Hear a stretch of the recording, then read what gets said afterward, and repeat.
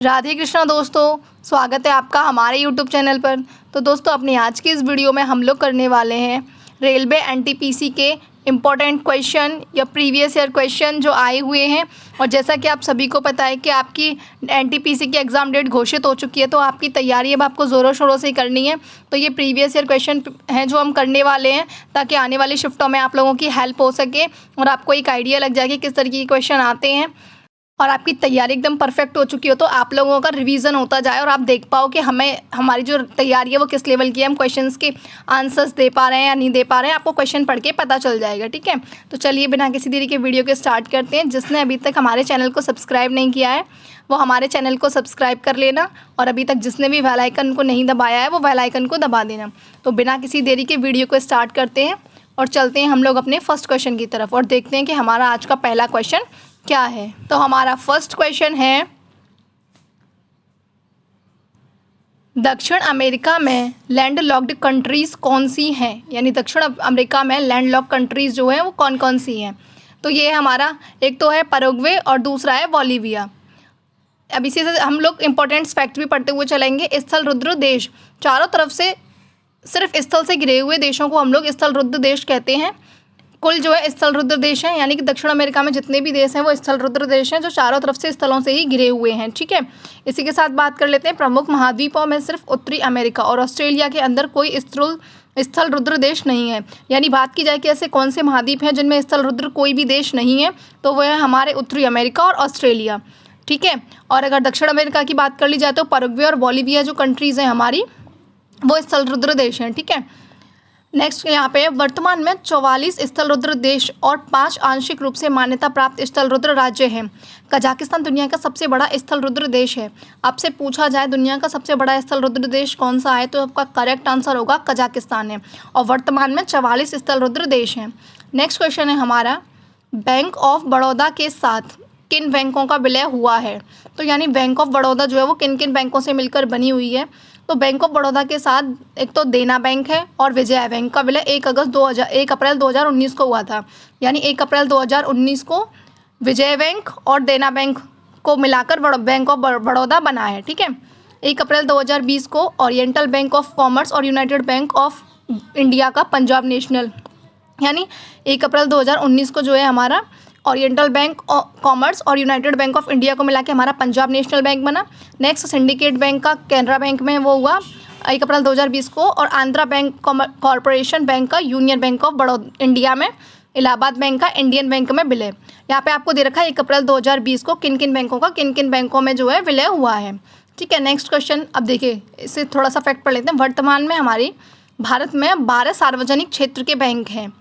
सार्वजनिक क्षेत्र के बैंक 12 हैं। अगर पूछा जाए वर्तमान में कितने सार्वजनिक क्षेत्र के बैंक हैं, तो जो करेक्ट आंसर होगा वो होगा 12 सार्वजनिक क्षेत्र के बैंक हैं। और यहाँ पे नीचे जो है उनके नेम दे रखे हैं। एक तो हमारा SBI है, स्टेट बैंक ऑफ इंडिया, दूसरा है bank of Baroda, central bank of India, Canara bank, Punjab national bank, bank of Maharashtra, union bank, UCO bank, Indian bank, Punjab and Sindh bank, bank of India, Indian overseas bank.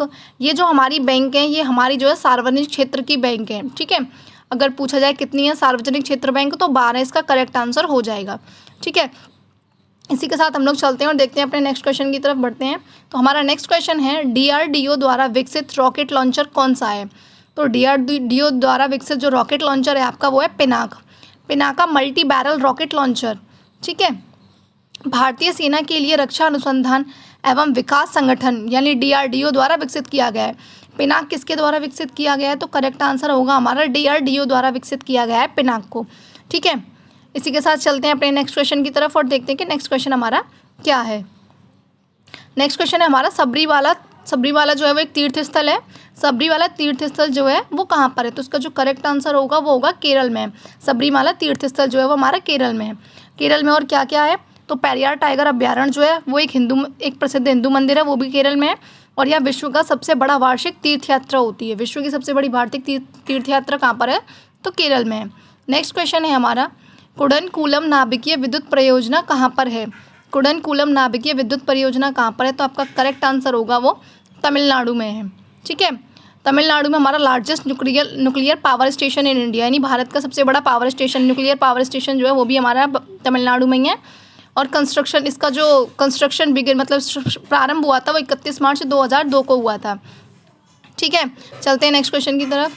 Next question है हमारा, Ubuntu क्या है? Ubuntu क्या है? तो देखिए ये जो है एक ऑपरेटिंग सिस्टम है, operating system for cloud computing. Ubuntu एक ओपन सोर्स ऑपरेटिंग सिस्टम है जिसे पहली बार 20 अक्टूबर 2004 को जारी किया गया था।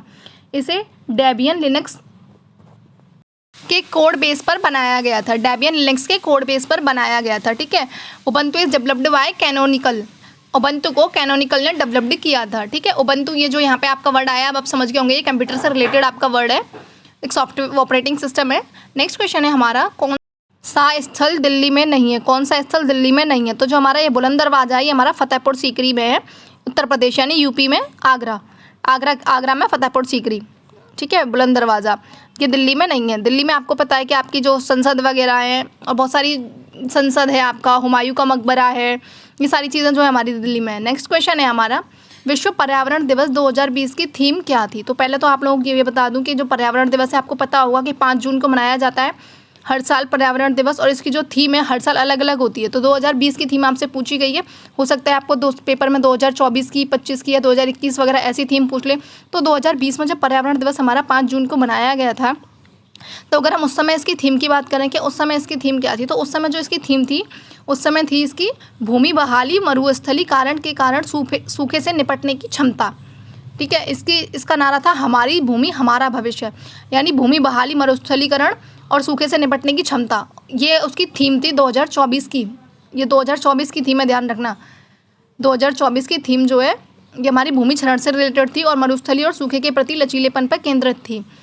2024 की पर्यावरण की थीम, ये 2021 की नहीं है। ठीक है, बात कर लेते हैं हम लोग 2000, यहाँ से देखिए, संयुक्त राष्ट्र महासभा ने 1972 में पर्यावरण पर स्टॉकहोम सम्मेलन में पहले दिन 5 जून को विश्व पर्यावरण दिवस के रूप में घोषित किया गया था। तो 5 जून को विश्व पर्यावरण दिवस के रूप में घोषित कब हुआ था? 1972 में हुआ था। ठीक है, पहला विश्व पर्यावरण दिवस जो है 2 साल बाद 1973 में मनाया गया था। 1973 में से मनाया गया। विश्व पर्यावरण दिवस की जो थीम थी ओनली वन अर्थ थी। क्या थी? Only one earth. इस दिन का मुख्य उद्देश्य लोगों को पर्यावरण और इसके संरक्षण के प्रति जागरूक करना था। ठीक है, अब बात कर लेते हैं हम लोग 2021 की थीम की, क्योंकि देखिए हमने ऊपर 2024 की थीम को पढ़ा है, 2021 की थीम को नहीं पढ़ा। क्वेश्चन जो था वो हमारा 2021 की थीम को लेकर था। तो 2021 की जो थीम थी वो थी पारिस्थितिकी तंत्र पुनरुत्थान, पारिस्थितिकी तंत्र का पुनरुत्थान से लेकर थी। ठीक है, पारिस्थितिकी तंत्र का पुनरुत्थान ये हमारी 2021 की थीम है।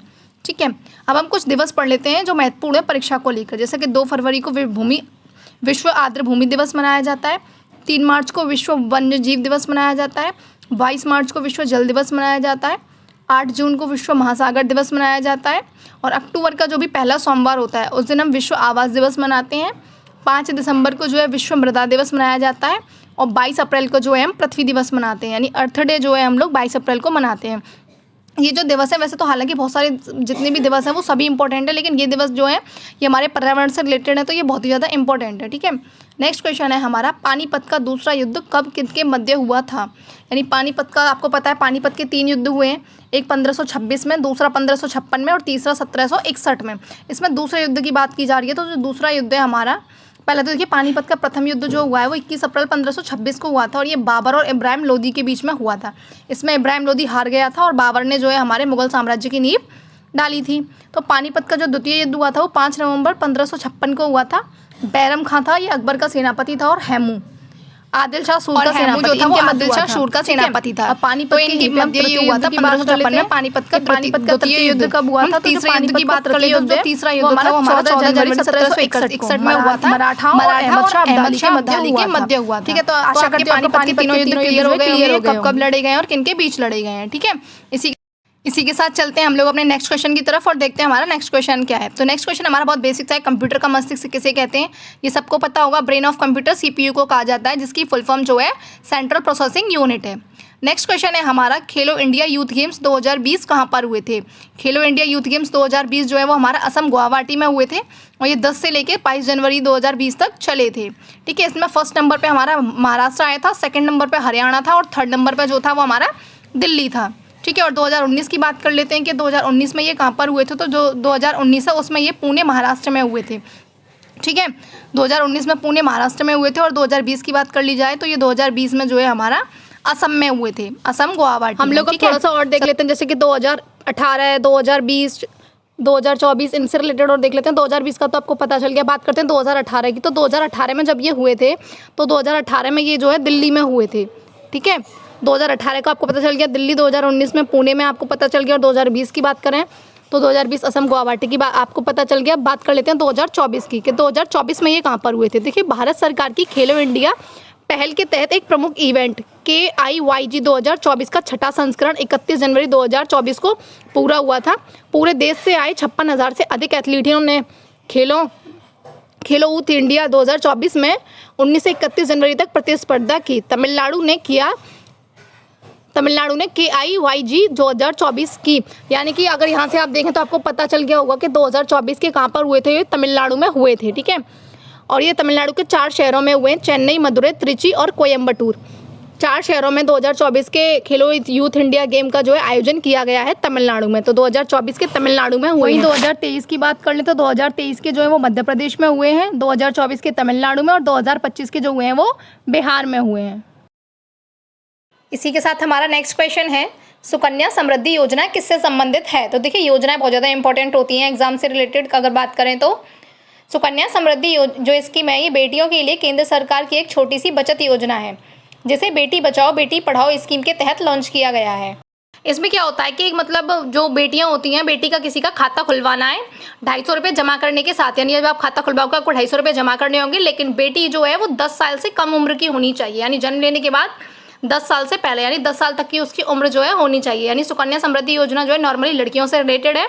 इसमें जो आपको लड़कियों का खाता खुलवाना है 250 रुपये जमा करने, मतलब जब खाता खोलेगा तब। ठीक है, नेक्स्ट क्वेश्चन है हमारा, URL की फुल फॉर्म क्या है। देखिए, URL की फुल फॉर्म बहुत ज़्यादा इंपॉर्टेंट है, क्योंकि फुल फॉर्म हर बार मतलब हर एग्जाम में फुल फॉर्म्स पूछी जाती है, लेकिन URL जो है वो बहुत ही ज़्यादा पूछा जाता है। तो इसकी जो फुल फॉर्म है यूनिफॉर्म रिसोर्स लोकेटर है। इसी के साथ अब हम कुछ और इंपॉर्टेंट फुल फॉर्म्स को पढ़ेंगे जो आपके एग्जाम में आने की संभावना है।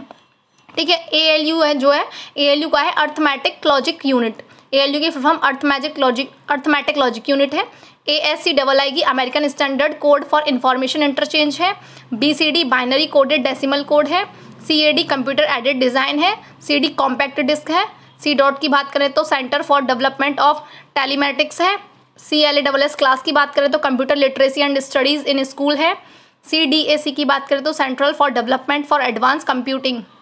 DOC की बात करें हम लोग तो ये है डिस्क ऑपरेटिंग सिस्टम।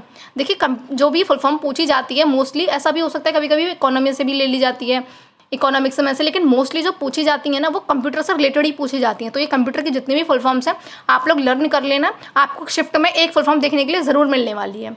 बात करें हम लोग DTP की तो डेस्कटॉप पब्लिशिंग है। ENIAC की बात करें तो electronic numerical integrator and calculator है। HTML की बात करें तो हाइपर टेक्स्ट मार्कअप लैंग्वेज है। HTTP की बात करें तो हाइपर टेक्स्ट ट्रांसफ़र प्रोटोकॉल है। IBM की बात कर लें तो इंटरनेशनल बिजनेस मशीन है। ISDN integrated service digital network है। ISP की बात कर लें तो इंटरनेट सर्विस प्रोवाइडर है। वहीं LAN की बात कर लेते हैं तो लोकल एरिया नेटवर्क है। मैन की बात कर लें तो मेट्रोपॉलिटन एरिया नेटवर्क है। इस तरीके से जितनी भी फुल फॉर्म्स हैं आप लोग इनको एक बार स्क्रॉल करके देख लीजिए। मैं थोड़ा सा स्क्रॉल कर दे रही हूँ, आप लोग एक बार देख लीजिए। बाकी आप लोग पॉज करके इन सारी फुल फॉर्म्स को लर्न कर लेना, ताकि आपके एग्जाम में अगर आपको देखने को मिले तो आप लोग इन्हें कर पाएँ, क्योंकि एक फुल फॉर्म आएगी ये आपको भी पता है, और वो कंप्यूटर से रिलेटेड होने के 99% चांसेस रहते हैं कि वो कंप्यूटर से रिलेटेड हो। बाकी अदर किसी से पूछ ली जा सकती है, पर 99% कंप्यूटर से रिलेटेड ही पूछी जाती है। ठीक है, तो SQL जो है स्टैंडर्ड क्वेरी लैंग्वेज है। VDU visual display unit. VAN wide area network. WWW world wide web. LLL की बात करें LLL तो लो लेवल लैंग्वेज। इस तरीके से ये फुल फॉर्म्स आप लोग याद कर लेना। ठीक है, ये सारी दे रखी हैं जो इनके आने के चांसेस हैं, जो आ सकती हैं, एक बार आप लोग इनको लर्न कर लेना। ठीक है, देखिए इसमें URL की भी है यूनिफॉर्म रिसोर्स लोकेटर।